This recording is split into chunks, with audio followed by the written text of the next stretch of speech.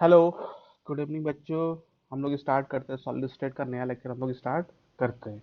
ये जो लेक्चर तुम देख रहे हो ध्यान देना, बंसल क्लासेस ओडिशा का ऑनलाइन प्लेटफॉर्म है जहाँ पे ये लेक्चर तुम देख रहे हो। जैसे मैंने बात किया था सॉलिड स्टेट में, पिछले क्लास में हम लोगों ने बात किया था सॉलिड स्टेट के प्रॉपर्टीज़ के बारे में, हम लोगों ने बात कर लिया था। टाइप्स ऑफ सॉलिड्स की बात किया था, तो क्रिस्टलाइन क्या है, अमॉर्फस क्या है, उसके बारे में डिटेल में डिस्कस कर लिया था। इनफैक्ट मैं तुम्हें बता भी रहा था कि कॉर्नर एटम्स क्या होते हैं, फेस सेंटर एटम्स क्या होते हैं। तो ये जो हम लोगों ने नंबर ऑफ कॉर्नर्स पढ़ लिया था, number of face centre, number of edges, number of face centre, number of edge centre, number of body centre, मुझे लगता है इन सभी में तुम लोगों ने डिटेल में इसको पढ़ लिया होगा। इनमें कोई डाउट नहीं है। Number of face, diagonal face पे कितने होते हैं? अगर मैं एक फेस को ड्रॉ करता हूँ, एक डायगोनल ये है, दूसरा डायगोनल क्या होगा, ये होगा। तो दो डायगोनल है तो फेस कितने? 6 फेस है हमारे। फेस कितने? 6 है। डायगोनल कितने होंगे? 12। अगर तुम बात करते हो लेंथ ऑफ फेस डायगोनल का, तो तुम खुद देखो, ये तुम बोल रहे थे कि फेस है और ये उसे क्या है, डायगोनल है। तो ये ए है, तो ये क्या है, ए है। तो ये पाइथागोरस थ्योरम से लगाओगे तो ये डिस्टेंस कितना हो जाएगा? √2 है। लेंथ ऑफ फेस डायगोनल कितना हो जाएगा? √2a। ये हो जाएगा लेंथ ऑफ फेस डायगोनल कितना हो जाएगा? √2a। अब बात करते हैं बॉडी डायगोनल की। तो बॉडी डायगोनल मैंने बताया था, नंबर ऑफ बॉडी डायगोनल्स पिछले क्लास में पूरा डिस्कस कर दिया था कैसे बॉडी डायगोनल देखते हैं। तो एक एक अगर प्लेन की बात करता हूँ, इसमें प्लेन ये वाला प्लेन ले लेता हूँ, इस प्लेन की बात करता हूँ, तो एक बॉडी डायगोनल ये है और एक बॉडी डायगोनल क्या है, ये है। तो ध्यान देना, ये दो बॉडी डायगोनल ऐसे हो गए, तो बॉडी डायगोनल अगर ऐसे हो गए तो एक प्लेन हम लोग ये लिख सकते हैं, एक प्लेन ये लिख सकते हैं और एक प्लेन ये लिख सकते हैं। तो एक बॉडी डायगोनल ये है और एक बॉडी डायगोनल क्या है, ये है। कितना हो जाएगा? 4 बॉडी डायगोनल हो जाएंगे। नंबर ऑफ बॉडी डायगोनल कितने हो जाएंगे? 4 हो जाएंगे। अब तुम सोचो कि मैं बॉडी डायगोनल किसको, यही बॉडी डायगोनल कैलकुलेट करना है, मान लो ये बॉडी डायगोनल कैलकुलेट करना है। तो तुम क्या लोगे? एक तो डिस्टेंस ये होगा, एक डिस्टेंस ये होगा, और क्या क्या होगा, डिस्टेंस ये होगा। इसी को कैलकुलेट करना चाहते हो तो ध्यान देना, ये तुम्हारा क्या है, ये तो एफ डी है, फेस डायगोनल है। ये सिंपल क्या है, नॉर्मल है। तो अगर मैं ड्रॉ करता हूँ इस तरीके से, ये मेरा नॉर्मल है, ये इसके इस तरह से ड्रॉ करता हूँ। तो ये मेरा फेस डायगोनल, ये फेस डायगोनल है तो कितना हो जाएगा? √2 है। अगर फेस डायगोनल ये है तो √2 है। और यहाँ थोड़ा ये नॉर्मल है, सिंपल कॉर्नर है, तो ये एज लेंथ है। ये क्या एज लेंथ है। और तुम क्या करना है, ये एक्स है, ये निकालना है। तो तुम एक्स की बात करोगे तो फिर पाइथागोरस थ्योरम लगाओगे तो कितना हो जाएगा? एक्स की वैल्यू कितनी हो जाएगी? √3 है। ये समझ में आ रहा है बॉडी डायगोनल का कैसे कैलकुलेट किया था लेंथ? क्योंकि एक तो नॉर्मल एज लेंथ होगा, एक तो क्या होगा, सिंपल ये एज लेंथ होगा, ये ए होगा, सिंपल एज लेंथ होगा, ये एफ डी होगा, तो ये क्या होगा? √2 है। तो फिर ये क्या है, 90 डिग्री है, तो √2a हो जाएगा। 90 डिग्री है, तुम क्या कर सकते हैं, आराम से निकाल सकते हैं कितना हो जाएगा? √3 है। लेंथ ऑफ बॉडी कितना हो जाएगा? √3 है। तो मुझे लगता है कि इन सभी में किसी को दिक्कत नहीं। कॉर्नर्स क्या होते हैं, फेसेस क्या होते हैं, एज क्या होता है, बॉडी सेंटर क्या होता है, सभी को पता होता है। कॉर्नर्स कितने होते हैं? 8। नंबर ऑफ एजेस कितने होंगे? 6 होंगे। नंबर ऑफ एजेस कितने होंगे? 12। जो तुम्हें एक सिंपल, जब जिस रूम में रहोगे वो सब दिखना स्टार्ट हो जाएगा। नंबर ऑफ फेस सेंटर कितने होंगे? 6 हो जाएंगे। नंबर ऑफ फेस सेंटर 12 हो जाएगा, बॉडी सेंटर 1 हो जाएगा। तो यहाँ तक सभी को समझ में आ रहा। तो अब हम लोग आगे लेक्चर को बढ़ाते हैं। अब बात करते हैं क्यूबिक यूनिट सेल, क्योंकि मैंने बताया था जो भी हमने 7 क्रिस्टल्स पढ़े थे, मैंने बोला था जब 3 डायमेंशनल अरेंज करते हैं तो 7 क्रिस्टल्स फॉर्म करते हैं। CTO4MT कंपनी का नाम था, 32411121। ये तुम्हारा उसका फ़ोन नंबर था। तो तुमने इसको रटने का तरीका बता दिया था। तो क्रिस्टल्स कितने थे? 7 थे। साथ में क्या था, सी रिप्रेजेंट करता है क्यूबिक को, टी रिप्रेजेंट करता है टेट्रागोनल को, ओ रिप्रेजेंट करता है ऑर्थोरहम्बिक को, एच रिप्रेजेंट करता है हेक्सागोनल को, एच रिप्रेजेंट करता है हेक्सागोनल को, CTO HRMT, आर रिप्रेजेंट करता है रोम्बोहेड्रल को, एम रिप्रेजेंट करता है मोनोक्लिनिक को, टी रिप्रेजेंट करता है ट्राइक्लिनिक को। तो ये 7 जो तुमने क्रिस्टल सिस्टम पढ़ा है, उनमें सबसे जो कॉमन होता है, जो नेचर में एग्जिस्ट करता है, मैक्सिमम जिसका स्ट्रक्चर एग्जिस्ट करता है, वो क्या होता है, हमारा क्यूबिकल सिस्टम। और क्यूबिकल सिस्टम में हमने 3 पढ़ा था, क्योंकि उसका फ़ोन नंबर कितना था? 3 था। फ़ोन नंबर 3 है, मतलब पहले सिंपल क्यूबिक होगा, पहले सिंपल क्यूबिक होगा, फिर क्या होगा, बॉडी सेंटर होगा, और फिर क्या होगा, फेस सेंटर। तो इन्हीं तीनों के बारे में हमें क्या करना है, डिटेल में पढ़ना है। क्योंकि नॉर्मली बाहर जितने भी क्रिस्टल्स मिलते हैं, वो मैक्सिमम टाइम क्या होते हैं, उनका क्यूबिकल सिस्टम होता है। ये समझ में आ रहा है? तो क्यूबिक यूनिट सेल की बात करते, तो बात करते सिंपल क्यूबिक यूनिट सेल। वही SC की बात करें, simple cubic unit cell. Simple cubic unit cell क्या होगा, unit cell in which atoms are present only at corner is called simple cubic unit cell. तो अगर तुम्हारा रूम जो है, अगर रूम में ध्यान देना, रूम है तो ऑब्वियस लैटिस बोन तो बहुत सारे हैं। अगर केवल कॉर्नर पे एटम्स प्रेजेंट होंगे तो उसको हम क्या बोलते हैं, सिंपल क्यूबिक यूनिट सेल बोलते हैं। तो समझ में आ रहा है, unit cell in which atoms are present only at corner is called simple cubic unit cell. मतलब इस क्यूब की बात करें तो एक कॉर्नर यहाँ पे है, एक एटम यहाँ पे है, एक एटम यहाँ पे है, एक एटम यहाँ पे, चार ऊपर है तो चार क्या होंगे, नीचे भी होंगे। तो कॉर्नर ही है। ध्यान देना मैंने दूर दूर बनाया है, पर एक्चुअली सिस्टम कुछ ऐसा है कि एक कॉर्नर यहाँ पे, ये मान लो नीचे मैं ड्रॉ कर रहा हूँ, ये नीचे ड्रॉ कर रहा हूँ, तो जस्ट इसके ऊपर ही क्या चारों के चारों है, जस्ट इसके ऊपर क्या है, चारों के चारों है। मैं एक वीडियो शेयर करूंगा जहाँ पे तुम्हें समझ में आएगा कि एक्चुअली ये अलग अलग बनाया, क्योंकि मैं 3D बना नहीं सकता, अलग अलग बनाया। पर ये कॉर्नर एटम ध्यान देना, ये कॉर्नर एटम और ये कॉर्नर एटम एक दूसरे को क्या करते हैं, एक दूसरे को ध्यान देना टच करते हैं, इधर से भी, इधर से भी और इधर से भी। तो समझ में आ रहा कि कॉर्नर एटम्स एक दूसरे को क्या करते हैं, ध्यान देना टच करते हैं। अब बात करते हैं बॉडी सेंटर्ड। अब बात करते हैं ना body centre. Body centre cubic इंडिसल में क्या होता है, कॉर्नर पे भी होता है और बॉडी सेंटर पे। थोड़ा सा इंपॉर्टेंट पॉइंट, एक लैटिस पॉइंट। लैटिस पॉइंट यहाँ पे कितने होंगे, 8 ही होंगे। तो पॉइंट मैंने बोला, लैटिस पॉइंट क्या होता है, क्रिस्टल जैसे पॉइंट का एक यहाँ पे, एक यहाँ पे, एक यहाँ पे, एक यहाँ पे, एक यहाँ पे, एक यहाँ पे तुमने बना दिया, एक यहाँ पे, एक यहाँ पे। तो तुमने लैटिस पॉइंट ऊपर 4 बनाए हैं और नीचे भी क्या बनाया, 4। ध्यान देना, 4 ऊपर लैटिस पॉइंट है और 4 नीचे लैटिस पॉइंट है। उसी पे तो आइटम रखा है, तो लैटिस पॉइंट कितने हो जाएंगे, 8 हो जाएंगे। Body centred cubic unit cell की बात करेंगे तो क्या होगा, unit cell in which atoms are present at corner as well as body centre. Atoms are present as well as corner as well as body centre. Corner पे तो हो ही, पर बॉडी सेंटर पे भी हो। उसको हम लोग क्या बोलते हैं, body centre cubic unit cell बोलेंगे। उसको हम लोग क्या बोलेंगे, body centre cubic unit cell. मतलब कॉर्नर पे है और एक बॉडी सेंटर पे है, मतलब लैटिस पॉइंट कितना हो जाएगा, 9। कॉर्नर पे भी होगा और बॉडी सेंटर पे भी होगा। तो ये समझ में आ रहा है, थोड़ा सा इसमें ध्यान रखना। अब कॉर्नर एटम्स एक दूसरे को टच नहीं करेंगे, आगे मैं बताऊंगा अभी जहाँ कैलकुलेशन है। पर सिंपल ध्यान रखना, अगर मैं सिंपल क्यूबिक यूनिट सेल की बात करता हूँ तो कॉर्नर एटम्स एक दूसरे को क्या करते हैं, टच करते हैं। एक दूसरे को क्या करते हैं, टच करते हैं। और टच भी कहाँ करते हैं, ध्यान देना, ये भी ध्यान देना, टच भी कहाँ करेंगे, edge length corresponding, edge length corresponding touch करेंगे।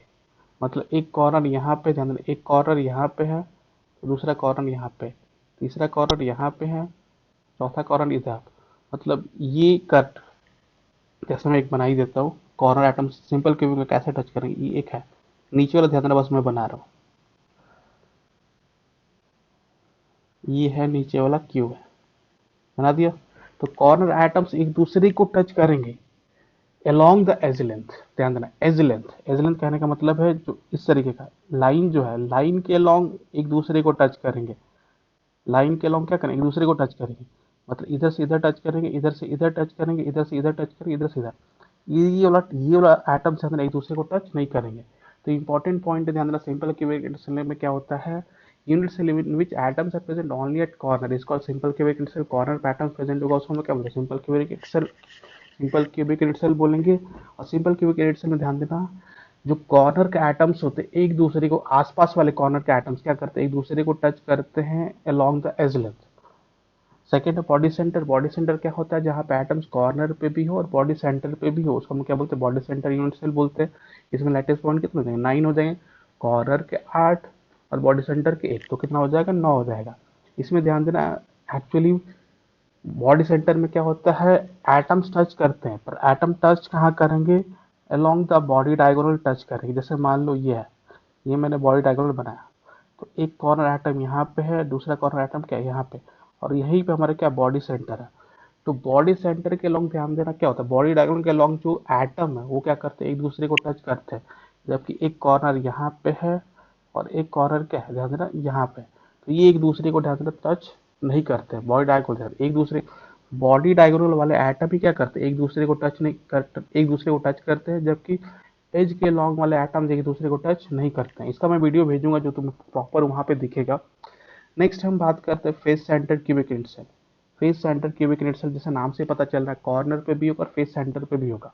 मतलब लिखा unit cell in which atoms are present at corner as well as at each face centre is called face centre cubic unit cell. तो समझ में आ रहा है, कॉर्नर पे भी और फेस सेंटर पे भी, उसको मैं क्या बोलते हैं, फेस सेंटर यूनिट सेल। जैसे यहाँ पे कॉर्नर पे भी बना दिया और फेस सेंटर भी बना दिया। कॉर्नर के 8 और फेस सेंटर के 6 कितने, तो 8 से कितना हो जाएगा, कितना हो जाएगा, 14 हो जाएगा। तो 14 क्या हो जाएगा, लैटिस पॉइंट। इसमें थोड़ा सा ध्यान देना, यहाँ पे क्या है, एटम्स एक दूसरे को टच करेंगे, पर किसके लॉन्ग टच करेंगे, ध्यान देना, फेस डायगोनल के अलोंग टच करेंगे। तो मैं पहले बॉडी डायगोनल बनाया था, अब यहाँ पे फेस डायगोनल की बात कर रहा हूँ। यहाँ पे कॉर्नर है, यहाँ पे कॉर्नर है, यहाँ पे फेस सेंटर के एटम है।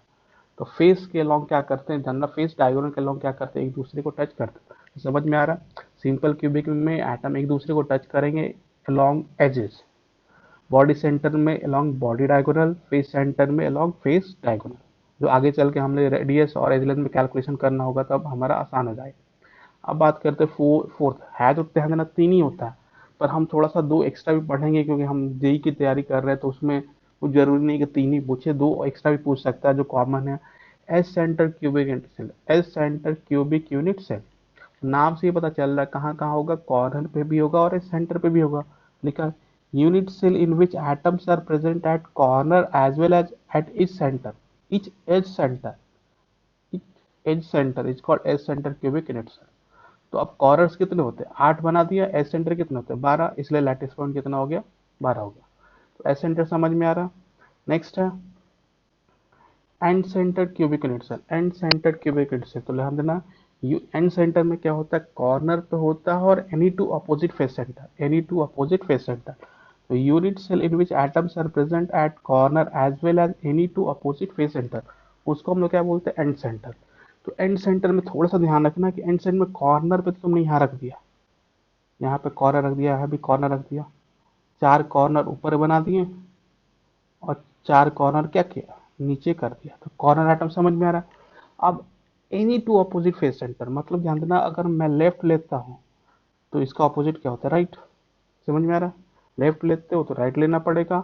अगर तुम ध्यान देना, अगर तुम इसको कर देते हो, तुम अगर टॉप लेते हो तो तुम्हें क्या लेना पड़ेगा, बॉटम लेना पड़ेगा। अगर ध्यान देना आगे लेते हो तो तुम्हें पीछे लेना पड़ेगा। तो समझ में आ रहा है, any two opposite face centre का आने का मतलब जिस रूम में बैठे होगा तुम लेफ्ट ले रहे हो तो तुम्हें इसका अपोजिट क्या होता है, राइट ही होता है। अगर तुम टॉप फेस सेंटर ले रहे हो तो उसका अपोजिट क्या होता है, बॉटम। अगर तुम पीछे आगे वाला ले रहे हो तो तुम्हारे लिए क्या होगा, पीछे वाला लोगे। तो ये समझ में आ रहा है। तो ये तरह का ध्यान देना, यूनिट सेल होता है तीन, तो तुम्हारे मेन है, दो भी तुम्हारे क्या है, इंपॉर्टेंट है, क्योंकि इन पे भी क्वेश्चन कभी कभी पूछा जाता है। अब बात करते हैं कि एक यूनिट सेल में ध्यान देना किसकी शेयरिंग कितनी होगी, क्योंकि आगे चलकर हम जो भी कहानी करेंगे, ध्यान देना जो भी कहानी पढ़ेंगे सबका सब पर यूनिट सेल के बारे में ही पढ़ेंगे। पर यूनिट सेल में किसके कितने एटम है, या किसके लैटिस पॉइंट तो नहीं, किसके कितने किसके कितने एटम्स प्रेजेंट है। तो अब क्या है कि ध्यान देना हमारे पास है क्या, एक तो कॉर्नर है, एक फेस सेंटर है, एक एज सेंटर है और एक बॉडी सेंटर है।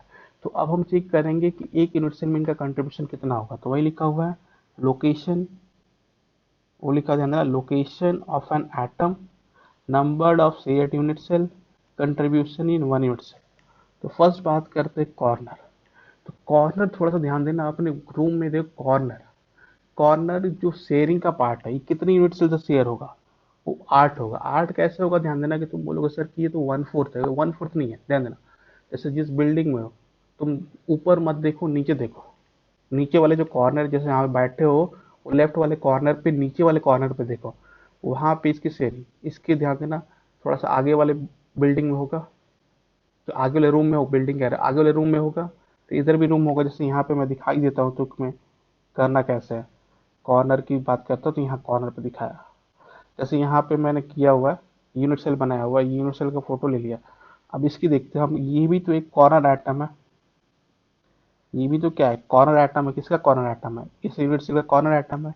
लेकिन ये यूनिट सेल की बात करते हैं तो कौन सा, ये एक से यहाँ से शेयर हुआ, एक इधर, देखो इधर, ये यूनिट सेल है, एक ये ऊपर वाला, ये एक ऊपर वाला, फिर ये, सॉरी दिखा बड़ा अजीब दिख रहा है, मुझे थोड़ा सा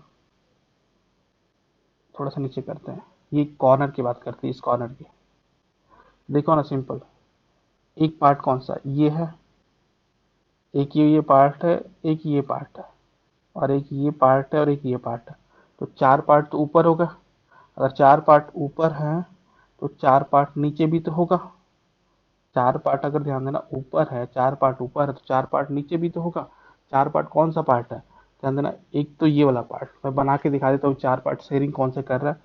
एक ध्यान देना ये क्यूब है, एक ये क्यूब है, एक ये क्यूब है, और एक ये क्यूब है, और फिर हमारा क्या है, एक ये क्यूब है।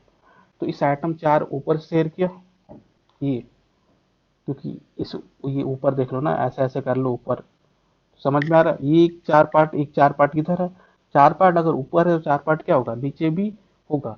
तो कॉर्नर एटम्स ध्यान देना, जो शेयरिंग की बात आती है तो कॉर्नर एटम्स कितने शेयर करते हैं, ध्यान देना, 8 से शेयर करते हैं। तो अब हम अपने ऊपर पे आ जाते हैं क्वेश्चन पे, वही पुराने कॉन्सेप्ट पे, कि कॉर्नर्स की बात करते हैं। तो कॉर्नर्स जो है, number of shared unit cell कितने होंगे, 8 होंगे। नंबर ऑफ उस कॉर्नर को शेयर करने वाले कितने यूनिट सेल होंगे, 8 होंगे। थोड़ा सा वहां पर अगर समझ नहीं आ रहा तो तुम अपने रूम पे देख सकते हो, जहां बैठे हो, सिंपल ऊपर वाले, लेफ्ट वाले ऊपर कॉर्नर पे मत देखो, लेफ्ट वाले नीचे कॉर्नर पे देखो। नीचे वाला कॉर्नर की बात कर रहे हो तो ऐसे एज्यूम करो जैसे तुम्हारे यहाँ रूम है, तो ऐसे कितने हैं, उसी फ्लोर पे 4 रूम है। तो एक रूम, जिस रूम में बैठे हो उसके जस्ट सामने एक रूम है, उसके लेफ्ट साइड रूम है, और एक उधर है। तो 4 रूम है इस फ्लोर पे 4 रूम में कॉर्नर एटम्स क्या कर रहे हैं, शेयर कर रहे हैं। तो उसके नीचे वाले भी चार रूम में तो शेयर कर रहे होंगे, तो शेयरिंग कितने होंगे, 8 है।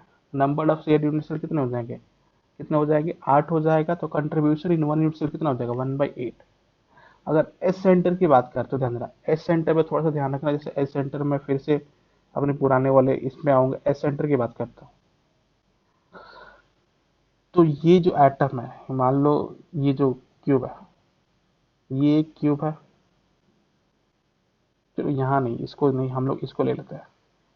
यहाँ एक क्यूब है, ये एक क्यूब है, और ये भी क्या है, एक क्यूब है। तो अब ध्यान देना, ये एटम अब मेरे लिए क्या होगा, एस सेंटर होगा।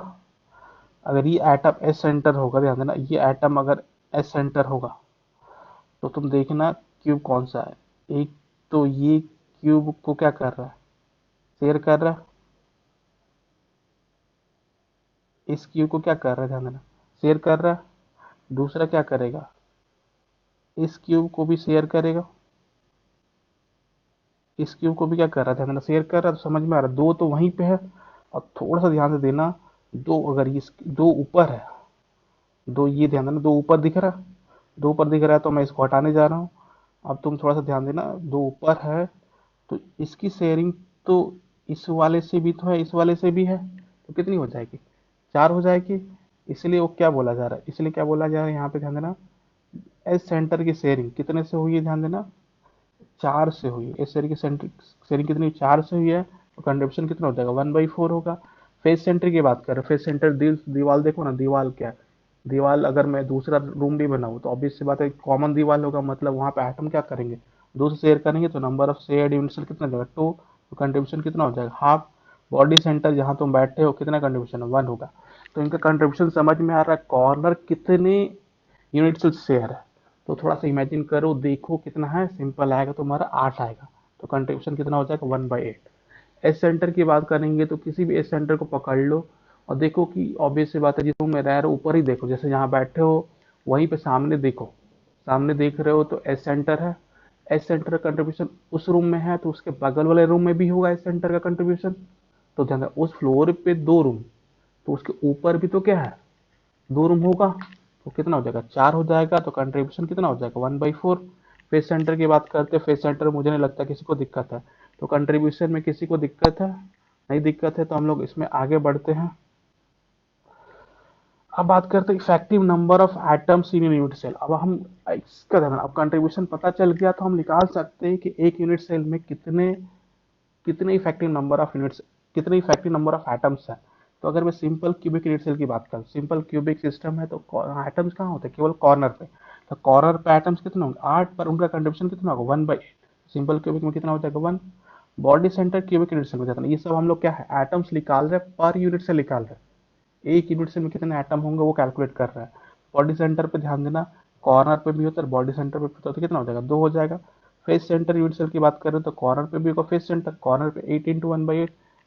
फेसेस कितने होते हैं, 6 होते हैं, और 6 पे सारे फेसेस पे एटम है, 6 इंटू 1/2 कितना हो जाएगा, 4 हो जाएगा।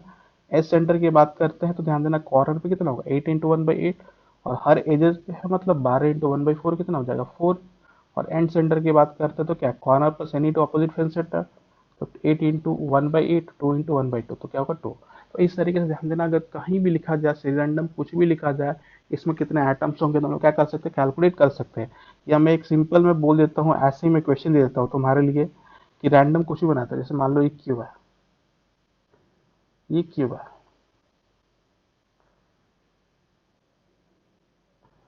सॉरी गड़बड़ बन गया, पेंसिल उतना सही नहीं है। ये क्यूब है, ध्यान रहा, क्यूब में बोला जा रहा है कॉर्नर पे भी एटम है, बॉडी सेंटर पे भी एटम है, फेस सेंटर पे भी क्या है, एटम है, एस सेंटर पे भी क्या है, एटम है। जब कॉर्नर पे भी है तो कॉर्नर पे क्या होगा, 8 × 1/8। बॉडी सेंटर पे क्या होगा, 1 × 1/1। फेस सेंटर कितना होगा, 6 इंटू क्या होगा, 1/2। और एस सेंटर कितना होगा, 12 इंटू क्या होगा, 1/4। और नंबर ऑफ एटम्स है, कॉर्नर से कितने मिलेंगे, 1। बॉडी सेंटर से कितने मिलेंगे, 1। फेस सेंटर से कितने बोलेंगे, 3। एस सेंटर से कितना मिलेगा, 3। तो 3 यहाँ पे, 3 यहाँ पे, 6 7 8। मतलब इस क्यूब में ध्यान देना क्या है, 8 एटम यूनिट, 8 एटम से पर यूनिट से।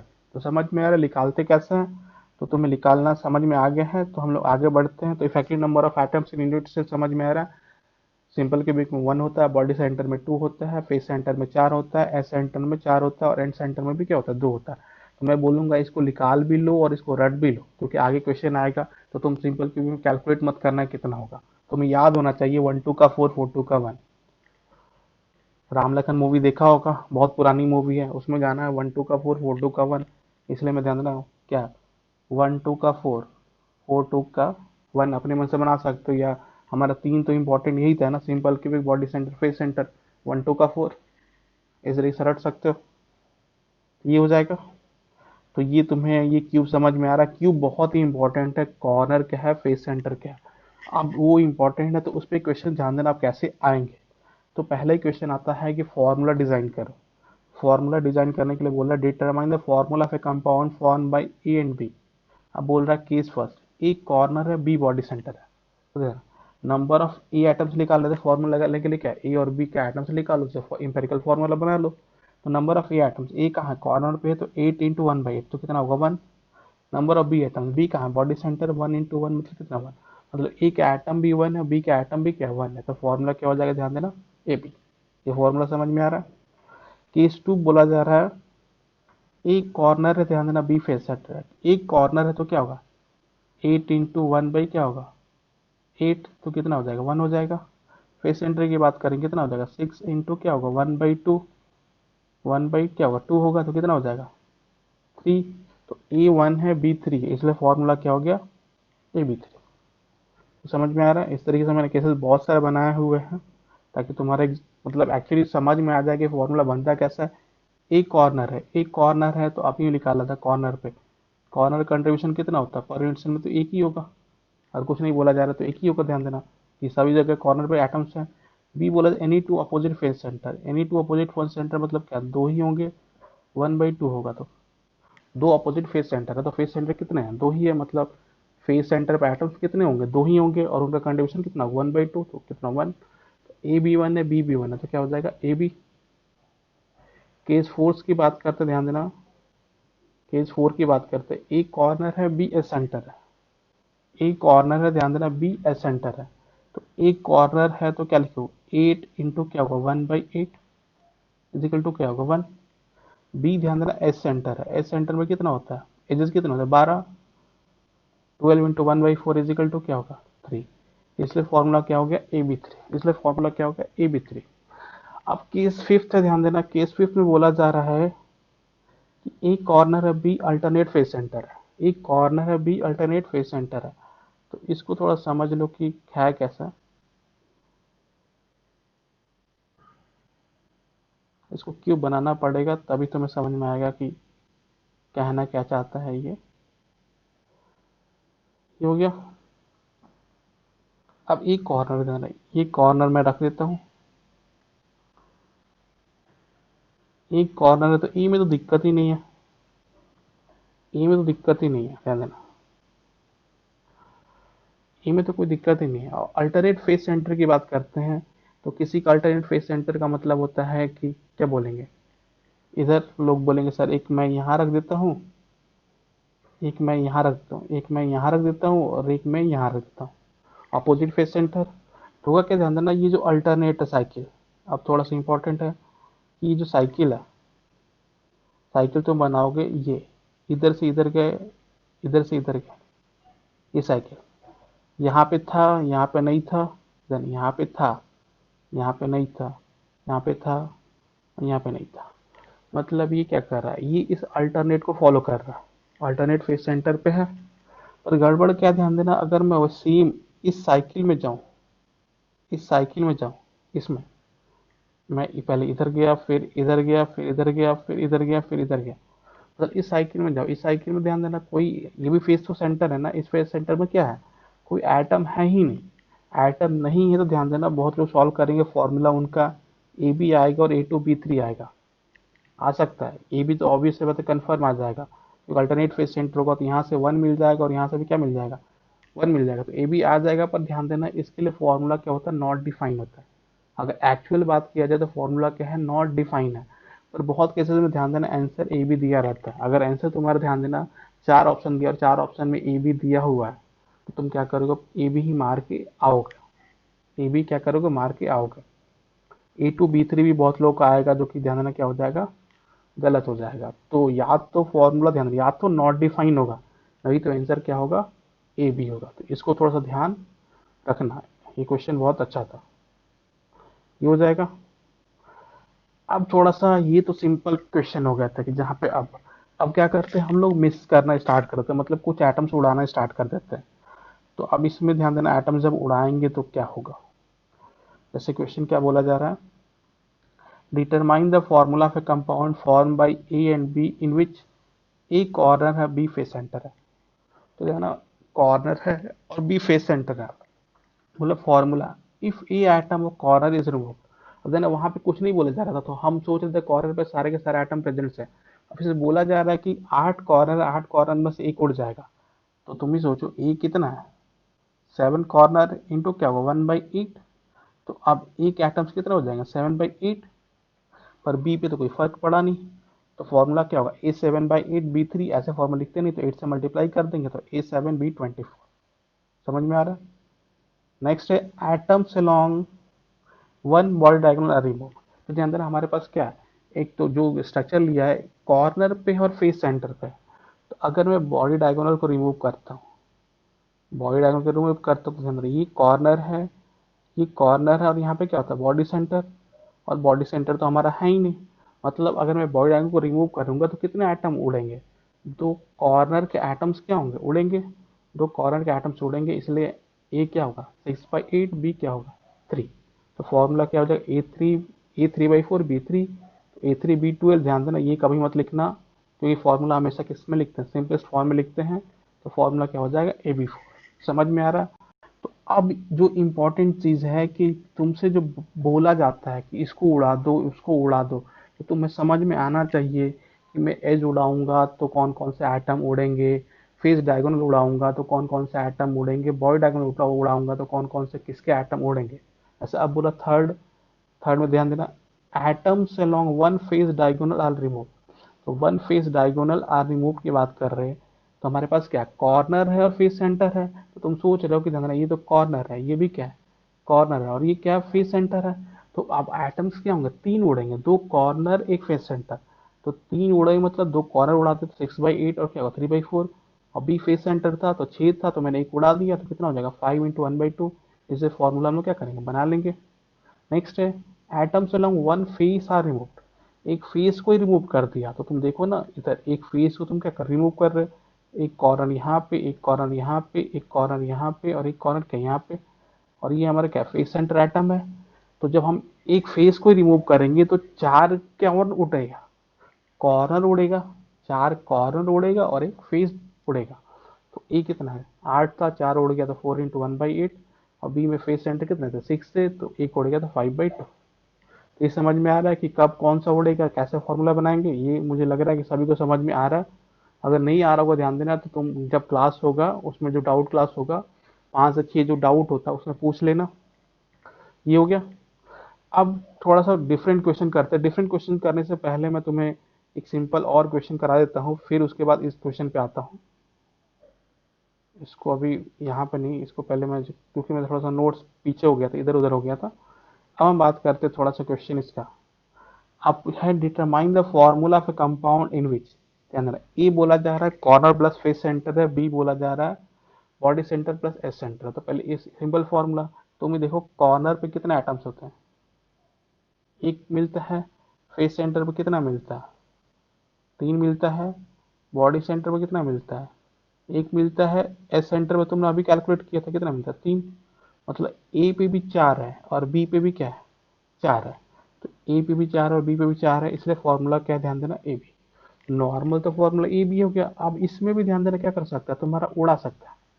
इसमें भी क्या सकता है, ध्यान देना उड़ा सकता है। तो उड़ाने का तरीका क्या है, formula if atoms along one edges are remove, one edge are remove. ध्यान देना ए पे थोड़ा ध्यान रखना, वन एजेस आर रिमूव। तो अगर मैं एज बना दूं, एज में बना दूं जैसे ये है, तो ए कहाँ पे, कॉर्नर पे था और फेस सेंटर पे था। ए था कॉर्नर पे और फेस सेंटर पे, बी क्या था, बॉडी सेंटर और एज सेंटर। अगर मैं एक एज उड़ाऊंगा, अगर ध्यान देना मैं एक एज उड़ाऊंगा, तो कौन कौन से उड़ेंगे, एक तो कॉर्नर एटम उड़ेगा और एक दूसरा कॉर्नर एटम उड़ेगा और तीसरा इसका एज सेंटर एटम उड़ेगा।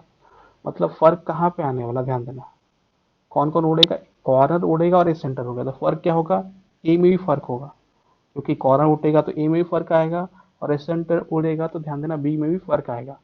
तो कॉर्नर कितना होगा और दो उड़ा, तो ध्यान देना ए की बात करते हैं। तो 8 पहले था, 6 8, और ध्यान फेस सेंटर में तो कोई फर्क पड़ा नहीं, तो कितना हो जाएगा 15/4। बी में बॉडी सेंटर फर्क पड़ा नहीं पर एस सेंटर एक उड़ गया, तो 12/4 हुआ करता था, अब क्या होगा 11/4, मतलब 15/4। तो फॉर्मूला फिर से क्या हो जाएगा, ए बी। तो ये क्वेश्चन समझ में आया कि किसको उड़ाने पे किस किस पे, जब भी ध्यान से कुछ भी उड़ाओगे, एक एज उड़ा दिया तो यहाँ पे एज के लॉन्ग कौन कौन था, कॉर्नर पे भी था और एज सेंटर पे भी था। मुझे दो कॉर्नर उड़ाने पड़े और एक एज सेंटर, तो दो कॉर्नर उड़ाया तो अभी से बताइए में फर्क आया, और एक एज सेंटर उड़ाया तो किसमें फर्क आया, ध्यान देना तुम्हारा बी में फर्क आया। अब नेक्स्ट है तुम्हारा जो थर्ड क्वेश्चन है, थर्ड जो क्वेश्चन ध्यान देना, atoms along the axis joining any two opposite face center are removed, atoms along the axis joining any two opposite face center। अब तुम भी देखो फेस सेंटर को ज्वाइन करोगे, हर बार ध्यान देना तुम्हें बनाना ही है, इसमें क्यों बनाना ही पड़ेगा। तो फेस सेंटर की बात कर रहे हैं, फेस सेंटर। तो अब देखो हमारे पास क्या था, कॉर्नर है, एक कॉर्नर है और फेस सेंटर है। तो एक फेस सेंटर मैं यहाँ ले लेता हूँ, एक फेस सेंटर यहाँ ले लेता हूँ। नो डाउट ध्यान देना हर फेस सेंटर पे होगा, तो इसी डायगोनल को तो हटाना है ना, सॉरी इसी एक्सिस को हटाना। तो क्या बोला, atoms along the axis joining any two opposite face centre, चाहे इसकी बात करो चाहे इसकी बात करो। तो ये जब इसको हटाओगे तो यहाँ पे क्या होगा, एक बॉडी सेंटर का भी एटम होगा। समझ में आ रहा है कि तुम्हारे क्या होगा, दो फेस सेंटर उड़ेंगे और एक बॉडी सेंटर उड़ेगा। दो फेस सेंटर उड़ेगा मतलब ए में क्या था, कॉर्नर था और फेस सेंटर था। कॉर्नर पे फर्क पड़ा नहीं पर फेस सेंटर फर्क पड़ गया। बी की बात करेंगे उसका बॉडी सेंटर उड़ गया, तो क्या होगा फॉर्मूला अभी भी क्या हो जाएगा, ए बी। समझ में, atoms along the axis joining any two opposite face centre, यानी कि मतलब दो फेस सेंटर को ज्वाइन कर दो। ऑब्वियस बात, दो फेस सेंटर को ज्वाइन कर दोगे तो दो फेस सेंटर भी उड़ेगा और एक बॉडी सेंटर भी उड़ेगा। तो ये क्वेश्चन समझ में आ रहा है। अगर ये क्वेश्चन समझ में आ रहा है तो अब थोड़े से हम इससे भी डिफिकल्ट क्वेश्चंस करते हैं, जो कि पीछे मैंने कराया था, क्योंकि वहाँ पे थिंकिंग बहुत ज़्यादा यूज होता है, या तुम्हारा कितना तुम सोच सकते हो, काम आने वाला है। अब है कि कंपाउंड पढ़ते हैं, बड़ा बड़ा क्वेश्चन है। A compound formed by element X and Y has a cubic structure in which X atoms are at the corner of the cube and two atoms Y are at each body angle of the cube। समझ में आ रहा है, compound x Y से form होता है, x जो है कॉर्नर पे है और वाई जो एटम है, ध्यान देना दो एटम एक ही बॉडी डायगोनल पे है। तो तुम भी कुछ सोचो कि बॉडी डायगोनल हमारे पास कितना होता है, चार होता है। मतलब हर बॉडी डायगोनल पे चार है, मतलब कितना है, ऑब्वियस बात हर चार बॉडी डायगोनल है, ध्यान देना। तो हर बॉडी डायगोनल पे दो है तो कितना हो, आठ एटम हो जाएंगे। तो क्वेश्चन क्या है कि दो पार्ट है, ए पार्ट है, पहले नॉर्मल ए पार्ट है, calculate Z effective. Z effective मतलब ध्यान देना वही होता है effective number of atoms present in per unit cell. Z effective क्या होता है, effective number of atoms present per unit cell. Second है total number of atoms in a cube. Total number of atoms in a cube होता है, मतलब ध्यान देना कितने एटम पार्टिसिपेट कर रहे हैं, पर यूनिट सेल नहीं है। Total number of atoms in a cube क्या होता है, कितने एटम्स पार्टिसिपेट कर रहे हैं। और थर्ड है formula of the compound. Fifth second option में if atoms from one body diagonal of the cube except, एक बॉडी डायगोनल से हटा देंगे और एक्सेप्ट कॉर्नर लिखा हो। If all atoms from one body diagonal of the cube except corners are remove calculate Z effective, same वही question है। तो अब क्वेश्चन पे आ जाते हैं, उसका सॉल्यूशन। एक्स क्या था, एक्स कहाँ था, कॉर्नर था। तो अभी कॉर्नर को हमने देखा था कितना होता है, 8 इंटू क्या होगा, 1/8 होगा, तो जो कि कितना आ जाएगा 1। अब तुम बोल रहे हो Y, 2 on each body diagonal, तो तुम देखो ना, मैं बस पूरा नहीं बनाऊंगा, एक बॉडी डायगोनल बना के दिखा देता हूँ, दोनों दिखा देता, चलो। एक यहाँ पे है, एक यहाँ पे है, और एक यहाँ पे है, और एक यहाँ पे है। ध्यान देना बॉडी डायगोनल पे जितने भी एटम होंगे, बॉडी डायगोनल ही क्या है, ध्यान देना पूरा यूनिट सेल के अंदर है, तो उनका कंट्रीब्यूशन भी क्या होगा, पूरा का पूरा होने वाला है। Two each atom body diagonal, तो ध्यान बॉडी में 4 होते तो एटम्स कितने हो जाएंगे, 8 हो जाएंगे। मतलब एक्स 1 है और वाई कितना है, एक्स का एटम 1 है क्योंकि, और वाई के एटम्स कितने हैं, 8 है। जेड इफेक्टिव बात कर रहा हूँ, जेड इफेक्टिव मतलब जेड इफेक्टिव क्या, total number of atoms per unit cell, तो कितना हो जाएगा, 9 हो जाएगा, क्योंकि कॉर्नर मिला के एक बनाया, और हर एक बॉडी डायग्राम पर 2 है, और दोनों का सभी का बॉडी डायग्राम पे जितने भी एटम्स होते हैं उनका कंट्रीब्यूशन, बॉडी डायग्राम पे कॉर्नर भी होता है, कॉर्नर भी होता है, पर कॉर्नर का हमने बात कर लिया। अब बॉडी डायग्राम की बात करें तो कॉर्नर के अंदर ही होगा, बॉडी सेंटर पे है नहीं, कॉर्नर है नहीं, तो बाकी बचा क्या, बॉडी सेंटर और कॉर्नर के बीच में जो जगह है उसी पे तो जाएगा, उस पर जाएगा, तो उसका कंट्रीब्यूशन कितना हो जाएगा, 1 हो जाएगा। इधर जेड इफेक्टिव कितना हो गया, नहीं। अब effective total number of atoms, तो तुम ही सोचो बॉडी एंगल पे कितने हैं, 8 है, और कॉर्नर पे भी कितने थे, 8, तो कितना आ जाएगा, 16 atoms. Formula of the compound, x 1 है और वाई 8 है, तो क्या हो जाएगा, एक्स वाई 8 हो जाएगा। अब बी जो बात करते हैं, थोड़ा बी एक बार और पढ़ लेते हैं। बी में क्या है, if all atoms from one body diagonal of the cube except corners are remove, समझ में आ रहा है, एक बॉडी डायगोनल से सारे एटम हटेंगे एक्सेप्ट कॉर्नर। तो तुम एक बॉडी डायगोनल की जब बात करते हो तो एक बॉडी डायगोनल पे मैं बना देता हूँ, यहाँ पे क्या था, कॉर्नर था, यहाँ पे क्या था, कॉर्नर पे था।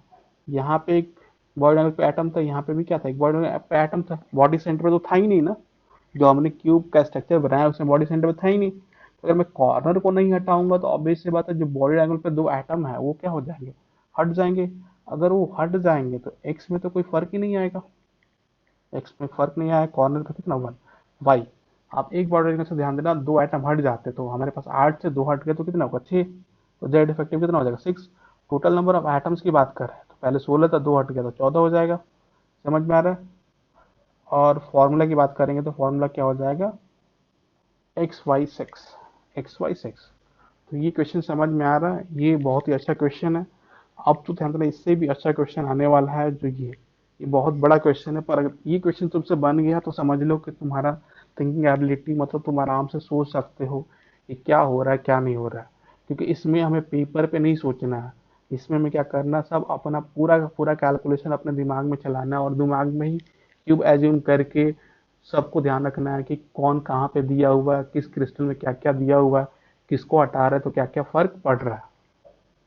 तो लिखा हुआ है compound form by element X and Y has a cubic structure in which X atoms are at the corner of the cube and also at alternate face center. Y atoms are present at the body center and also at the alternate S center of the cube. Alternate S center of the cube. बोला जा रहा है कि X जो है corner पे भी है और अल्टरनेट फेस सेंटर पे भी है।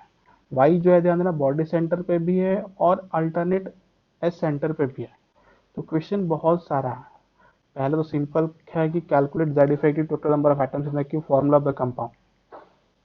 सेकेंड क्वेश्चन है if all the atoms are remove from one of the plane passing through the middle of the cube. Second की बात करते हैं, सेकेंड है, थर्ड है, फोर्थ है, फिफ्थ है, सिक्स भी है। तो हम पहले पहले सिंपल बात करते हैं, सिंपल बात कर लेंगे, सिंपल समझ में आ जाएगा तो फिर हम दूसरे पे भी जाएंगे। तो हम ए की बात करते हैं। तो ए क्या है, ध्यान देना एक्स एटम, एक्स एटम कहाँ पे, ध्यान देना कॉर्नर पे। तो मैंने क्या किया, कॉर्नर पे सभी को बना दिया, सभी को दिख रहा है कॉर्नर पे यहाँ पे, इसलिए ध्यान देना मैंने इसको ब्लैक एंड व्हाइट नहीं किया ताकि यहाँ समझाना आसान हो। दूसरा क्या ध्यान देना, कॉर्नर के अलावा क्या फेस सेंटर है, तो एक फेस सेंटर मैंने ध्यान देना यहाँ बनाया हुआ और एक फेस सेंटर मैंने यहाँ बनाया। मैंने बताया था कि ये बात करें, इसके अलोंग तो क्या है, ये अल्टरनेट फेस सेंटर, अगर मैं इस डायरेक्शन में मूव करता हूँ तो अल्टरनेट फेस सेंटर को फॉलो कर रहा है। पर मैं अगर इस डायरेक्शन में मूव करूँ, ध्यान देना, इस डायरेक्शन में मूव करूँ तो अल्टरनेट फेस सेंटर को क्या करेगा, ध्यान देना, ये नहीं करेगा। पर फिर भी इस क्वेश्चन को सॉल्व करना है तो हम मान रहे हैं कि ऑब्वियस अल्टरनेट फेस सेंटर कहने का मतलब क्या है, एक दूसरे को अपोजिट डाल देते हैं, क्या हो जाएगा, अल्टरनेट हो जाएगा। एक दूसरे को अपोजिट डाल देते हैं, क्या हो जाएगा, अल्टरनेट हो जाएगा। ये समझ में आ रहा है? तो मैंने क्या कि एक दूसरे को अपोजिट डाल दिया, मतलब एक्स एटम कहाँ पे होंगे, कॉर्नर पे होंगे, और एक दूसरे के फेस सेंटर कहाँ होंगे, एक दूसरे के अपोजिट पे होंगे। अल्टरनेट फेस सेंटर करने का मतलब अपोजिट फेस सेंटर यहाँ पे ले लिया। ये हो गया दूसरा वाई एटम। वाई एटम बोला जा रहा है कि बॉडी सेंटर पे, तो मैंने बॉडी सेंटर पे ध्यान देना, मैंने ड्रॉ किया हुआ है, बॉडी सेंटर पे मैंने क्या किया, ड्रॉ कर दिया हुआ। और अल्टरनेट ए सेंटर पे है, तो अल्टरनेट ध्यान देना, मैंने एक यहाँ किया और एक यहाँ किया और एक यहाँ किया, एक यहाँ किया। तो थोड़ा सा ध्यान रखोगे, ये वाला लाइन की बात करें, अल्टरनेट है, यहाँ पे है तो यहाँ पे नहीं है, यहाँ पे है तो यहाँ पे नहीं, अल्टरनेट को फॉलो कर रहा है। ये समझ में आ रहा है? अगर मैं इस लाइन को देखता हूँ, वैसे ही भी क्या करता है, अल्टरनेट को फॉलो कर रहा है, तो ये सेंटर अल्टरनेट को फॉलो कर रहा है। वैसे ध्यान देना, अगर मैं इस क्यूब को देखता हूँ, यहाँ भी क्या हो रहा है, अल्टरनेट को फॉलो कर रहा है। इस क्यू को भी देखता हूँ तो यहाँ भी क्या हो रहा है, अल्टरनेट को फॉलो कर रहा है। तो समझ में आ रहा है? एस सेंटर को मैंने ऐसे रखा हुआ है कि किधर से भी देख लो, ध्यान देना, किसी इधर से भी फॉलो कर लो क्यूब में, तुम्हें क्या मिलेगा, अल्टरनेट। मतलब एक यहाँ पे होगा, एक यहाँ पे होगा, एक यहाँ पे होगा, एक यहाँ पे। सभी को समझ में आ गया पोजीशन कैसा है, एक्स एटम क्या है, कॉर्नर पे है, और अल्टरनेट फेस सेंटर कहने का मतलब यहाँ पे ऑपोजिट फेस सेंटर में ले लिया। और वाई एटम्स क्या है, बॉडी सेंटर पे हैं, और अल्टरनेट एस सेंटर पे मैंने रख दिया। अल्टरनेट एस सेंटर पे ध्यान देना, तुम्हें खुद सोचना पड़ेगा, मैंने सोच के रखा हुआ ताकि इधर से भी देखो मुझे क्या मिले, अल्टरनेटिव मिले। अब जेड इफेक्टिव की बात करते हैं। तो जेड इफेक्टिव ध्यान देना, अगर टोटल नंबर एटम्स की बात करते हैं तो ध्यान देना, एक्स में यही कैलकुलेट करता हूँ। एक्स कहाँ कहाँ पे है, ध्यान देना, कॉर्नर पे। कॉर्नर पे हमें कितना मिलता है, एक। कॉर्नर पे कितना मिलता है, एक।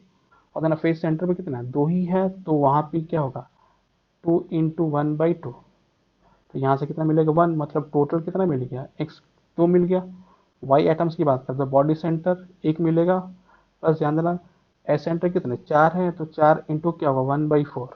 यहाँ से भी कितना मिलेगा, 2, मतलब टोटल कितना हो रहा है, 4। तुम देखो, ये हमारा कॉर्नर का है, ये हमारा बॉडी सेंटर का, ये मेरा एस सेंटर का, और ये मेरा फेस सेंटर का। जेड इफेक्टिव कितना हो जाएगा, 4।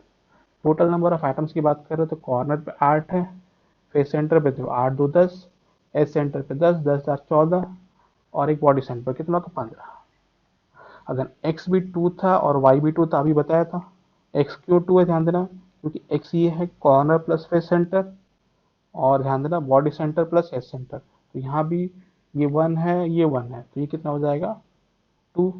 ये भी 1 है, ये 1 है, 2 है। फॉर्मूला क्या हो जाएगा, एक्स वाई। तो ए वाला पार्ट समझ में आ रहा है, ये फॉर्मूला क्या हो जाएगा, एक्स वाई।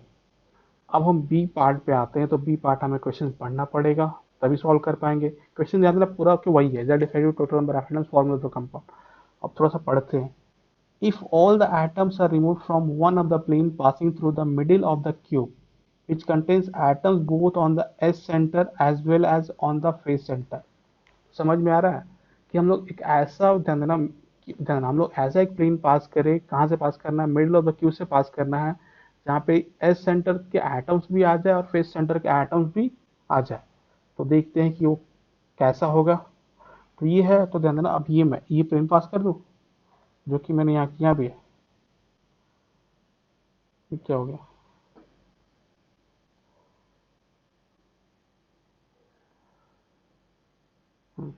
तो बी में ध्यान देना है क्या, बी में क्या बोला था, बी में कि एक ऐसा प्लेन पास करो मिडिल से, जो ध्यान देना हर एस सेंटर के पॉइंट को भी ले ले, फेस सेंटर को भी पॉइंट को ले ले। तो मैंने ध्यान देना ये प्लेन एक ड्रॉ कर लिया, सॉरी गड़बड़ हो गया। मैंने क्या किया, ध्यान देना एक ये प्लेन ड्रॉ कर लिया, ऐसे प्लेन ड्रॉ कर लिया। तो यहाँ ये अगर मैं प्लेन पास करूँ तो ध्यान देना दो फेस सेंटर के भी आ जाएंगे और चारों एस सेंटर के भी आ जाएंगे। मतलब ध्यान देना 2x में कम होगा, 2x में कम होगा, ध्यान देना फेस सेंटर एटम्स क्या हो जाएंगे, रिमूव हो जाएंगे। 4y में कम होगा, एस सेंटर एटम्स क्या हो जाएंगे, रिमूव हो जाएंगे। साथ में ध्यान देना एक वाई बॉडी सेंटर भी रिमूव हो जाएगा। अगर तुम बीच से ध्यान देना, बीच से पार करोगे, ये वाला प्लेन काटोगे, ध्यान देना ये वाला प्लेन ध्यान देना तुम निकाल लोगे, तो नो डाउट तुम्हें दिख रहा है कि भैया 4 एस सेंटर के एटम्स हो गए, 2 फेस सेंटर के एटम्स भी गया। पर वो तुम 20 से ही तो लाए, 20 से लाओगे तो क्या बॉडी सेंटर भी उड़ जाएगा, अगर बॉडी सेंटर भी उड़ जाएगा तो बचेगा क्या, ध्यान देना, केवल कॉर्नर बचेगा, कॉर्नर बचेगा तो जेड इफेक्टिव कितना हो जाएगा, 1 हो जाएगा। Total number of atoms in the cube कितना हो जाएगा, 8 हो जाएगा, और फॉर्मूला ऑफ द कंपाउंड क्या होगा, सिंपल एक्स होगा, कोई भी वाई एटम्स नहीं होगा। तो बी समझ में आ रहा। अब हम सी की बात करते हैं। सी पे आप बस कुछ नहीं करना है, बस सुनना है, समझ देखना है, और बस ड्रॉ करना है और फील करना है कि क्या क्या हट रहा है। सी की बात करते हैं। If all atoms are remove from one of the plane passing through the middle of the cube which contains atoms only on the edge centre but not on the face centre. अब बोला जा रहा है कि ध्यान देना एक ऐसा प्लेन पास करो, मिडिल से ही पास करो, पर उस मिडिल प्लेन में क्या है, ध्यान देना एस सेंटर के एटम ही ध्यान देना बाहर निकले, फेस सेंटर के एटम बाहर नहीं निकले, तो कोई दिक्कत नहीं है। ध्यान देना फेस सेंटर को तो हमें क्या करना है, अल्टरनेट अपोजिट पे डालना था ना, तो अपोजिट पे डालना था, तो मैंने क्या किया, इस बार फेस सेंटर एटम को, फेस सेंटर के एटम्स को मैंने क्या किया, ध्यान देना वहीं पे रखा, फेस सेंटर के एटम्स को मैंने वहीं पे रखा। एस सेंटर को मैंने चेंज कर दिया, एस सेंटर पहले यहाँ थे, यहाँ पे थे, ध्यान देना एस सेंटर पहले यहाँ पे थे, मैंने एस सेंटर को उधर कन्वर्ट कर दिया। या तुम चाहो तो एस सेंटर को वहीं रखो, फेस सेंटर को चेंज कर दो उधर, आगे पीछे कर दो तो भी कोई फर्क नहीं पड़ना। ध्यान देना आगे पीछे कर दोगे तो भी क्या होगा, अल्टरनेट फेस सेंटर को तो करेगा ही करेगा। तो इस तरीके से क्या होगा, जब इसको हटाओगे तो क्या हटेगा, एस सेंटर हटेगा, मतलब 4y atoms from S centre is remove and y atoms from body centre is remove, मतलब y के जितने भी एटम्स है सारे के सारे क्या हो जाएंगे, रिमूव हो जाएंगे, मतलब x वाले एटम्स बचे रहेंगे। तो z इफेक्टिव क्या हो जाएगा, कॉर्नर प्लस फेस सेंटर 2 हो जाएगा, टोटल नंबर ऑफ एटम्स 8 2 10 हो जाएगा, फॉर्मूला कंपाउंड क्या हो जाएगा, x2 हो जाएगा। ये समझ में आ रहा है। डी वाले की बात करते हैं। डी वाले में है क्या, डी वाले में बोला जा रहा है if all the atoms are removed from one of the plane passing through the middle of the cube which neither contains atom of the s center nor of the face center। अब बोल रहा है कि ना ही S centre हो, ध्यान देना ऐसे प्लेन से पास करो जो ना ही एस सेंटर को कट करे ना ही फेस सेंटर को कट करे, उसके लिए भी हमारे पास है, हम प्लेन वैसे बना लेते हैं। ध्यान देना सी और D.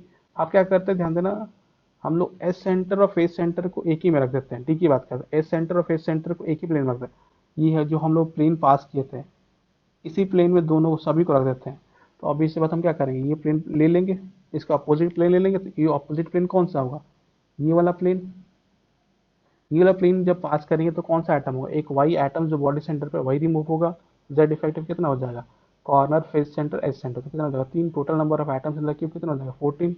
Formula of the compound क्या होगा, एक्स के एटम्स कितने अभी भी 2 है, वाई के एटम्स कितने 1 है, तो फॉर्मूला क्या होगा x2y, फॉर्मूला क्या होगा x2y। तो डी पार्ट समझ में आ रहा है। नेक्स्ट है ई पार्ट करते हैं। ई पार्ट है if all the atoms are removed from one of the axes passing through the middle of the cube containing face centre atom. तो है if all the atoms are removed from one of the axes passing through the middle, axes समझ में, access समझ में आता है ना, access की बात कर रहा है।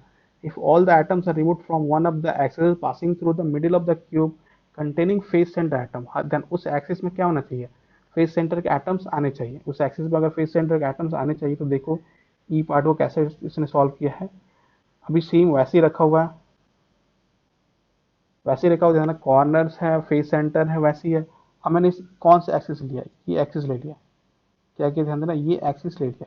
जब मैंने ये एक्सिस ले लिया, एक एक्सिस कहने का मतलब एक एक्सिस एक्स लो या वाई लो, तो ये बोल रहा है उस एक्सिस में ध्यान देना दोनों फेस सेंटर के एटम रिमूव होने चाहिए। तो ध्यान देना एक 2x एटम फेस सेंटर के रिमूव हो गए, एक y एटम्स क्या हो गया बॉडी सेंटर के रिमूव हो गया। z इफेक्टिव क्या होगा, एक कॉर्नर पे होगा और एक सेंटर पर, कितना हो जाएगा 2, total number of atoms in the cube क्या होगा 12 हो जाएगा। फॉर्मूला x1 भी है y भी 1 है तो क्या होगा xy। तो ई समझ में आ रहा है। वैसे ही हम लोग अगर f की बात करते हैं, f की बात करते हैं,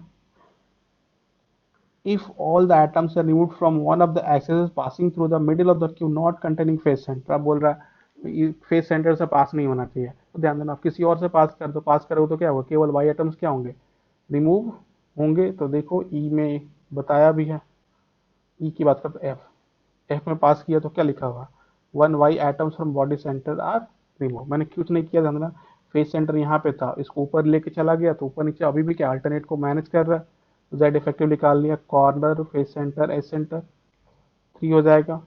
ऐसे total number of atoms in the cube भी निकाल लिया, फॉर्मूला ऑफ द कंपाउंड भी कैलकुलेट कर लिया। तो ये जो 5-6 क्वेश्चन थे ये बहुत ही अच्छे क्वेश्चन थे। अगर इन सभी को बना लिया तो ध्यान देना तुम्हें फॉर्मूला कैसे बनाना है, जब किसके एटम हटा रहे हैं, किसको एटम लगा रहे हैं, तो ऑब्वियस सी बात है सारे क्वेश्चन तुमसे आराम से बन जाएंगे। ये हो जाएगा। अब हम बात करते हैं relation between different radiation edge length for different types of cubic unit cell. जो भी हमने सिंपल क्यूबिक यूनिट सेल पढ़ा था, मेनली पढ़ना उसी के लिए, सिंपल क्यूबिक, बॉडी सेंटर और फेस सेंटर, इन्हीं के लिए पढ़ना है कि रेडियस और एज लेंथ में रिलेशन कैसा होता है। तो सिंपल क्यूबिक यूनिट सेल में मैंने बोला था atoms present along corner will touch each other. तो क्यूब है, एक दूसरे क्या करेंगे, टच करेंगे। जैसे मैंने यहाँ ड्रॉ किया हुआ है, मान लो एक का रेडियस क्या आर है, तो 2r इज इक्वल टू क्या हो जाएगा ए, मतलब r इज इक्वल टू क्या हो जाएगा a/2। तो समझ में आ रहा है रेडियस ऑफ एटम और एज लेंथ में रिलेशन कैसा होगा, r is equal to a/2। तो इस पॉइंट को रख लेना, r इज इक्वल टू क्या हो जाएगा a/2। नेक्स्ट है body centred cubic unit cell. तो atoms present along body diagonal will touch each other. मैंने बताया था atoms present along body diagonal will touch each other. तो बॉडी डायगोनल में क्या है, बॉडी डायगोनल का लेंथ कितना होता है, √3 होता है। और ध्यान से देखा कितने एटम्स हैं, एक तो एक का अगर रेडियस आर है तो ये आर है, तो ये टोटल मिला कितना होगा, 2r होगा। और ये क्या होगा, r होगा। मतलब टोटल कितना हो जाएगा, 4r इज इक्वल टू √3 है। मतलब r इज इक्वल टू क्या होगा, √3a/4। तो बॉडी डायग्राम में समझ में आ रहा है, r is equal to, simple तुम रट लेना, तुम तो बस ये रटना, रेडियस सिंपल क्यूबिक है तो 2r इज इक्वल टू ए होगा। बॉडी सेंटर क्यूबिक है तो ध्यान देना 4r इज इक्वल टू क्या होगा, √3a। अगर फेस सेंटर है ध्यान देना, अभी मैं बताने वाला हूँ कितना हो जाएगा, 4r इज इक्वल टू क्या होगा, √2 है। बस तुम्हें ध्यान रखना है कहाँ कहाँ टच करता है। कॉर्नर पर टच कर रहा है तो 2r is equal to a/2। Body diagonal पर टच कर रहा है तो बॉडी डायगोनल लेंथ कितना होता है, √3 है, किसके इक्वल होगा, 4r के इक्वल होगा। फेस डायगोनल के लिए टच कर रहा है तो कितना होगा, √2 है। फेस डायगोनल कितना होता है, लेंथ √2 है, कितना होगा, 4r। Face diagonal centre, face centre unit cell में क्या होगा, atoms present along face diagonal will touch each other. तो यहाँ पे मैंने बताया भी a है, √2 है, तो 4r इज इक्वल टू क्या होगा, r is equal to √2a/4। तो तुम इनको तीनों पॉइंट को ध्यान रखना। सिंपल क्यूबिक के लिए आर की वैल्यू क्या होती है, a/2। और ध्यान देना बॉडी सेंटर के लिए क्या होता है, आर की वैल्यू √3a/4। और फेस सेंटर के लिए क्या होगा, √2a/4। जैसे इस पर सिंपल क्वेश्चन पूछता है, सिंपल क्वेश्चन क्या पूछेगा, Geron crystallizes in a face center lattice and the edge length of the unit cell is 620, then radius of Geron। Geron क्या फेस सेंटर है, मतलब रेडियस क्या होगा, 4r is equal to √2a। तो r is equal to क्या होगा, √2a/4। √2a/4 put करो, solve कर लो, ज़्यादा कुछ करना नहीं है। नेक्स्ट है question, metallic gold crystallization in FCC lattice, the length of the cubic unit cell is this, the closest distance between two gold atom, और the closest distance between two gold atom, एक gold atom ये है और एक gold atom क्या ही है। तो ये इसका है, ये इसका है। तो यहाँ से यहाँ डिस्टेंस की बात करते हैं, ये डिस्टेंस r है और ये भी डिस्टेंस क्या है, r है। तो क्लोजेस्ट डिस्टेंस किसी के बीच में कितना होगा, ध्यान देना, 2r।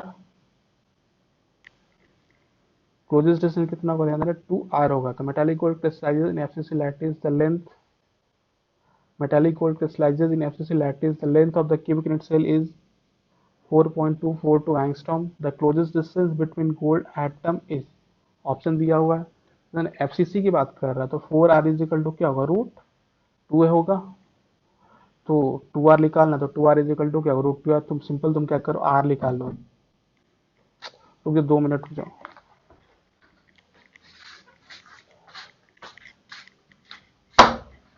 ऊपर का खड़ा रख लो, मम्मी के घर जाना है तो सलाद इसके अंदर है, नमक डालना। ठीक है, ठीक। नहीं डालना, पानी हो जाएगा ना।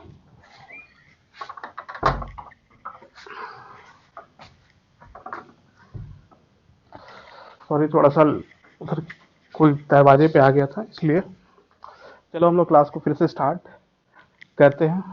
जैसे हम क्वेश्चन कर रहे थे, metallic gold crystallizes in FCC lattice, lattice FCC lattice form कर रहा है। बोला जा रहा है कि एज लेंथ इतना दिया हुआ है और distance between two gold atom, तो टू गोल्ड किसी भी दो एटम है उनके बीच का डिस्टेंस कितना होगा, 2r।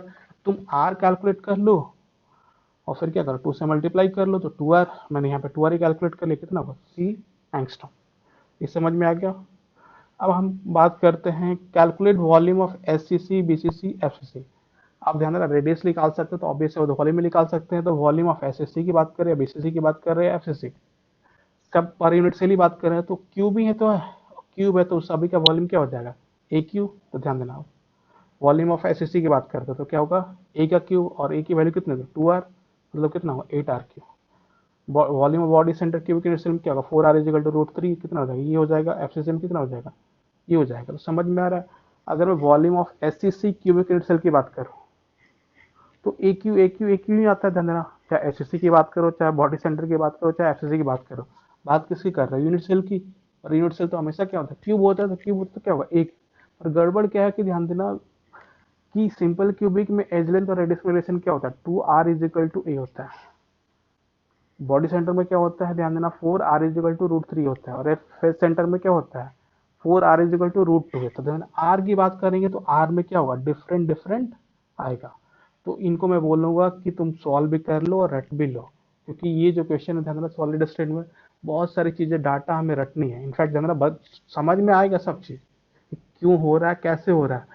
पर तुम्हारा है कि जेई में जब बात करते हो तो कुछ चीजें रटे रहते हो, ध्यान देना, तो बहुत फायदा होता है। और सॉलिड स्टेट में रटा हुआ क्वेश्चन बहुत सारा आ जाता है डायरेक्टली।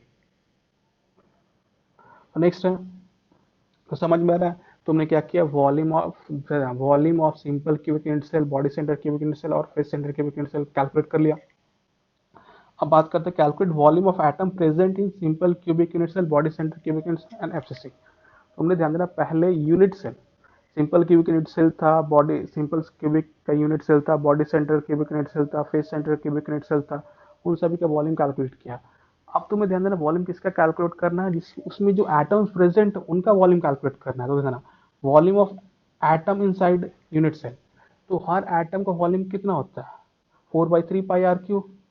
अगर एक यूनिट सेल में ध्यान देना एक एटम है तो एक से मल्टीप्लाई कर देंगे, दो एटम है तो दो से, क्योंकि हमें पता है सिंपल क्यूबिक में एक ही होता है, और बॉडी सेंटर में दो होता है, और फेस सेंटर में कितना होता है, 4 होता है। Volume of atom inside unit cell क्या होगा, number of atoms per unit cell into volume of one atom. तो फॉर्मूला क्या हो जाएगा, ध्यान देना वॉल्यूम ऑफ एटम क्या होगा, जेड इंटू 4/3 πr क्यू। जैसे मैं सिंपल क्यूबिक की बात करूँ तो वॉल्यूम ऑफ एटम क्या होगा, 4/3 πr क्यू। बॉडी सेंटर की बात करूँ तो 2 into 4/3 πr Q. Face centre की बात करूँ 4 इंटू 4/3 πr क्यू। समझ में आ रहा है। तुमने क्या किया, सिंपल क्यूबिक यूनिट सेल हो गया, बॉडी सेंटर हो गया, एससीसी हो गया, बीसीसी हो गया, एफसीसी हो गया। कहते ना तुमने यूनिट सेल का भी वॉल्यूम कैलकुलेट कर लिया, और एटम्स उसमें प्रेजेंट है उनका भी वॉल्यूम कैलकुलेट कर लिया। पर ध्यान देना ये दोनों सेम होता नहीं है, इसलिए ध्यान देना क्या डिफाइन होगा, पैकिंग फ्रैक्शन डिफाइन होगा। पैकिंग फ्रैक्शन डिफाइन होगा जब हम, तुम भी देखो ना कि जब तुम इस क्यूब में रखते हो, जब तुम इसमें क्यूब में, सॉरी, जब तुम इस क्यूब में इसको रखते हो तो क्यूब का वॉल्यूम अलग होगा, एटम जो प्रेजेंट होगा ध्यान देना वॉल्यूम अलग होगा। बीच में क्या होगा, इनके बीच में कुछ ना कुछ वॉइड होगा। वॉइड होगा तो ऑब्वियस सी बात है क्या डिफाइन होगा, यहाँ पे पैकिंग फ्रैक्शन डिफाइन होगा। पैकिंग फ्रैक्शन को हम लोग ईटा से डालते हैं, तो लिखिए पैकिंग फ्रैक्शन और कुछ नहीं है, तो ध्यान देना percentage space occupied by the atom present inside unit cell of the total volume of unit cell is known as packing fraction। Simple है कि ध्यान देना पैकिंग फ्रैक्शन क्या बताता है कि बेसिकली कि volume of atom occupied per unit volume cell of, per unit volume of, total volume of unit cell. समझ में आ रहा है। पैकिंग फ्रैक्शन बेसिकली है क्या कि एक यूनिट सेल का वॉल्यूम कुछ होगा, उसमें एटम होंगे। तो ध्यान देना पैकिंग फ्रैक्शन क्या है कि तुम ऊपर यूज करो वॉल्यूम ऑफ एटम और नीचे क्या यूज करो, volume of the unit cell. तो वही लिखा हुआ percentage space occupied by the total percentage space occupied by the atom present inside unit cell of the total volume of unit cell is known as packing fraction। जैसे ईटा की बात करते हैं तो ऊपर क्या है वॉल्यूम ऑफ एटम, नीचे क्या volume of unit cell into 100, percentage में ये है। और पैकिंग फ्रैक्शन की बात करोगे तो सिंपल क्या होगा, volume of atom by volume of unit cell होगा, ये हो जाएगा। जैसे हम फॉर एसएससी की बात करते हैं तो क्योंकि मैंने पहले ही कैलकुलेट करा दिया था, वॉल्यूम ऑफ एटम भी कैलकुलेट करा दिया था, volume of unit cell in simple cubic भी कैलकुलेट करा दिया था। तो volume of atom, volume of unit cell, तो वॉल्यूम ऑफ एटम क्या होगा 4/3 πr क्यू, और वॉल्यूम ऑफ यूनिट सेल तुमने अभी कैलकुलेट किया था 8r क्यू इंटू 100। तो आर क्यू से आर क्यू कैंसिल आउट हो जाएगा, 5/6 इंटू 100 मतलब कितना होगा 52.4%। मतलब कहने का मतलब है अगर हम लोग सिंपल क्यूबिक यूनिट सेल में यूज कर, सिंपल क्यूबिक यूनिट सेल में सिंपल क्यूबिक यूनिट सेल देखेंगे तो उसमें क्या है 52.4% ही एटम ऑक्युपाइड है, बाकी सब पूरा का पूरा क्या है खाली है। मतलब वाइड परसेंटेज कितना होगा 57.6। तो ये भी पॉइंट रखने का है कि सिंपल क्यूबिक में ध्यान देना पैकिंग फ्रैक्शन कितना होता है 0.524 होता है, वॉइड परसेंटेज कितना होता है 47.4 होता है। तो 52.4 रिप्रेजेंट कर रहा है कि इतने एटम्स उसमें ऑक्यूपाइड, इतना तो स्पेस ध्यान देना ऑक्यूपाइड है, बाकी सारा का सारा स्पेस क्या है, खाली पड़ा हुआ है। और बॉडी सेंटर की बात करते हैं तो पैकिंग फ्रैक्शन क्या होगा, ऑब्वियस सी बात है उसका वॉल्यूम 2 × 4/3 पाई r क्यूब। और फिर क्या होगा, volume of unit cell, volume of unit cell या तो वहां से पुट कर देते, नहीं तो मैंने क्या किया, सिंपल एक ही होता है और ए का फॉर्मूला क्या होता है 4r/√3, तो मैंने उसको पुट कर दिया। तो यहाँ से जब सॉल्व करेंगे तो कितना आएगा 68% आएगा, मतलब वॉइड परसेंटेज क्या 32%। सेम वैसे ही ध्यान देना बीसीसी की बात करेंगे, बीसीसी की बात करेंगे तो बीसी में पैकिंग फ्रैक्शन क्या होगा 4 × 4/3 पाई r क्यूब, क्या है वॉल्यूम ऑफ एटम, ये वॉल्यूम ऑफ यूनिट सेल है, तो कितना हो जाएगा 74%। ध्यान रखना सिंपल क्यूबिक में, ध्यान देना पैकिंग फ्रैक्शन जो परसेंटेज की बात करते हैं 52.4% पैकिंग फ्रैक्शन है, तो वॉइड परसेंटेज कितना है 47.6।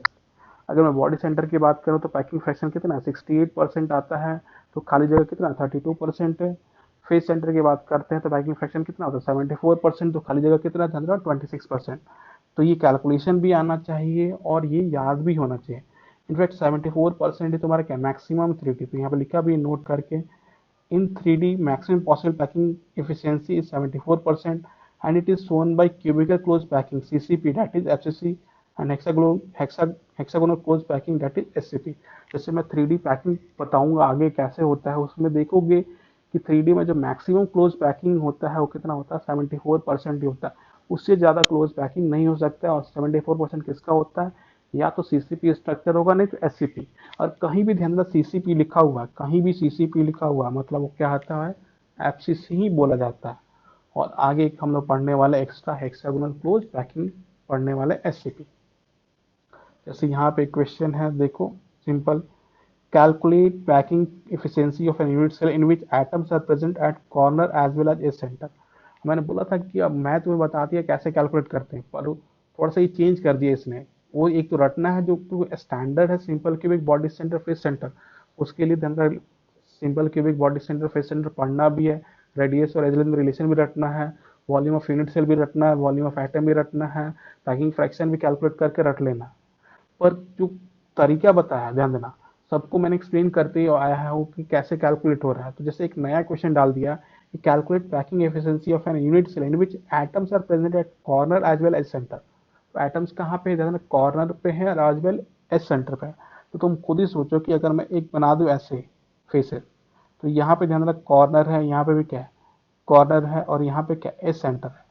तो ये क्या कर रहे हैं एक दूसरे को टच कर रहे हैं, मतलब ए इज इक्वल टू क्या होगा 4r, मतलब volume of unit cell is equal to क्या होगा 4r का क्यू, मतलब 64r क्यू। अब वॉल्यूम ऑफ एटम की बात करते हैं, तो वॉल्यूम ऑफ एटम क्या होता है simple z into volume of one atom. तो z तो कितना है 4, क्योंकि कॉर्नर पे एक एटम होगा और सेंटर पे कितना होगा 3, तो 4, तो 4 × 4/3 क्या होगा πr क्यू 16πr क्यू। यहाँ से तुमने पैकिंग एफिशिएंसी निकाला, और पैकिंग एफिशिएंसी निकाला तो कितना हो जाएगा 26.2%। 26.2%। इस तरीके से तुम निकाल सकते हो। किसी का भी धंधा कहीं से उड़ा भी दे चाहे कहीं से डाल भी दे, कोई फर्क नहीं पड़ता है। हम लोग क्या करेंगे कैलकुलेशन करने आता है। अगर मुझे पैकिंग फ्रैक्शन निकालना, सिंपल बात करेंगे वॉल्यूम ऑफ एटम निकाल लेंगे, पर यूनिट सेल निकाल लेंगे। Volume of atom per unit cell क्या होता है, एक एटम का वॉल्यूम कितना होता है 4/3 πr क्यू, और क्या करेंगे नंबर ऑफ एटम से मल्टीप्लाई कर देंगे per unit cell number of एक यूनिट सेल में कितने एटम्स होंगे उससे मल्टीप्लाई कर देंगे, तो हमें वॉल्यूम ऑफ एटम मिल जाएगा।